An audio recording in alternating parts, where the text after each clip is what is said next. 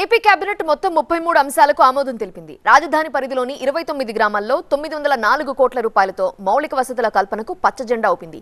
AP circular economy waste recycling policy 2025-30కి green signal ఇచ్చింది. ఇంకా ఎలాంటి నిర్ణయాలు తీసుకున్నారో ఇప్పుడు చూద్దాం.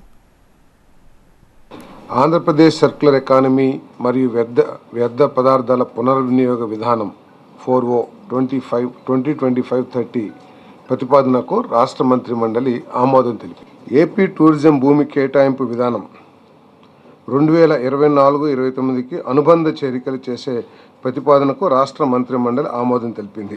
ఆంధ్రప్రదేశ్ అధికార భాషా కమిషన్ పేరును మండలి వెంకట కృష్ణారావు అధికార భాషా కమిషన్గా మార్చే ప్రతిపాదనకు రాష్ట్ర మంత్రి మండలి ఆమోదం తెలిపింది. అంటే నాలా మారుతుంది కాబట్టి ఈ ల్యాండ్ కన్వర్షన్ ప్రొసీజర్స్లో ఇంతకుముందు ఏంటంటే మనం నాలా అప్లై చేస్తే ఏదైతే ప్రొసీజర్ ఉందో ఆ ప్రొసీజర్ని ఈ రద్దు చేయటం మూలంగా మార్పు వస్తుంది. కాబట్టి మౌలిక సౌకర్యాల అభివృద్ధికి 7 సంవత్సరాల నిర్వహణ మరియు రక్షణతో ఈపీసీ మోడ్ కింద జోన్ వారీగా టెండర్లను ఆహ్వానించేందుకు అనుమతిస్తూ అభివృద్ధి మౌలిక సదుపాయాల కార్యక్రమం కోసం 904 కోట్ల మొత్తంకు పరిపాలన ఆమోదం ఇచ్చే ప్రతిపాదనకు రాష్ట్ర మంత్రి మండలి ఆమోదం తెలిపింది. విఐటి ఏదైతే ఉందో ఇప్పుడు 17,000 ఉన్నారు, వాళ్ళు ఎక్స్పాండ్ చేసిన తర్వాత 34,000 స్టూడెంట్స్ని చేర్చుకోవాలని చెప్పేసి ప్రతిపాదన ఒకటి ఉంది. అదేవిధంగా ఎస్ఆర్ఎం కూడా ఎక్స్పాండ్ చేయడానికి ప్రయత్నం చేస్తుంటే వారికి 100 ఎకరాలు చెరకు 100 ఎకరాలు ఎకరా 2 కోట్ల రూపాయలకి భూమి కేటాయించడం జరిగిందని చెప్పేసి మనం చేస్తాం.